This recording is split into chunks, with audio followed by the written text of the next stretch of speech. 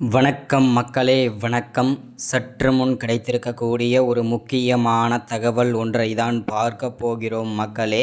கடந்த ஏப்ரல் 19ஆம் தேதி நாடாளுமன்ற தேர்தல் நடந்து முடிந்த இந்த சூழலில் தற்போது உளவுத்துறை ஒரு அதிகாரப்பூர்வமாக ஒரு ரகசிய தகவல் அனுப்பியிருக்காங்க. அப்படி என்ன ரகசிய தகவல் கொடுத்துருக்காங்க அப்படின்னு பார்த்தீங்கன்னாக்கா, திமுகவின் படு தோல்வி பற்றின உளவுத்துறை ரிப்போர்ட் பற்றி தான் இந்த ஒரு காணொலியில் நம்ம தெளிவாகவும் துல்லியமாகவும் பார்க்க போகிறோம். திமுக கிட்டத்தட்ட ஒரு 39 தொகுதிகள் போட்டியிட்டார்கள். இதில் எவ்வளவு தொகுதிகள் இவர் வெற்றி வாய்ப்புகள் சூடப் போகிறார்கள், படு தோல்வி அடையும் என்று திமுக உளவுத்துறை ரிப்போர்ட் கொடுத்துருக்காங்க. இது என்ன ஏதுன்றதை தெளிவாகவும் துல்லியமாகவும் பார்க்கலாம்.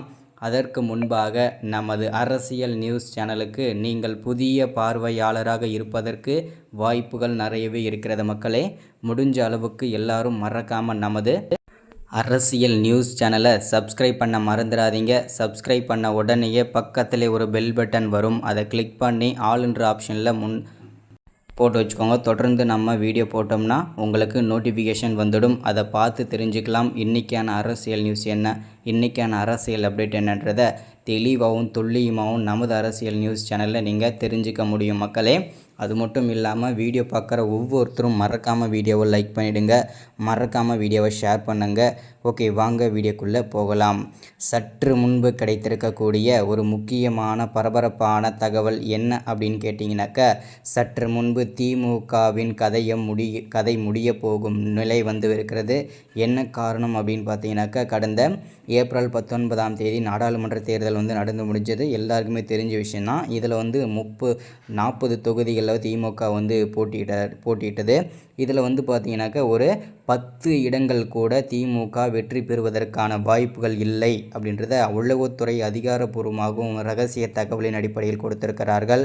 இது திமுகவே படுதோல்வி அடைகிறது, அதில் எந்த விதமான சந்தேகமும் கிடையாது. அது மட்டும் இல்லாமல் திமுக இதுவரை வெளியிட்ட அறிக்கைகளில் 1% கூட நிறைவேற்றவில்லை.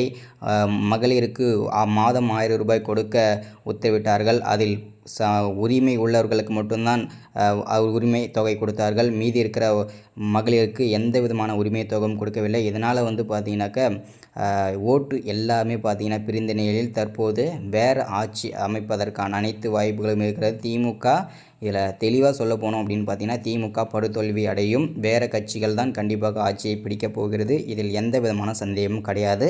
ஸோ இதுதான் இந்த வீடியோவில் நம்ம அப்டேட்டாக எல்லாரும் கொடுக்குறது. உளவுத்துறை ரிப்போர்ட்டுமே அதுதான் சொல்லுது. ஸோ இதுதான். இந்த மாதிரி அரசியல் பற்றின அப்டேட் வேணும்னா சப்ஸ்கிரைப் பண்ணுங்கள், லைக் பண்ணுங்கள், ஷேர் பண்ணுங்கள். தேங்க்யூ.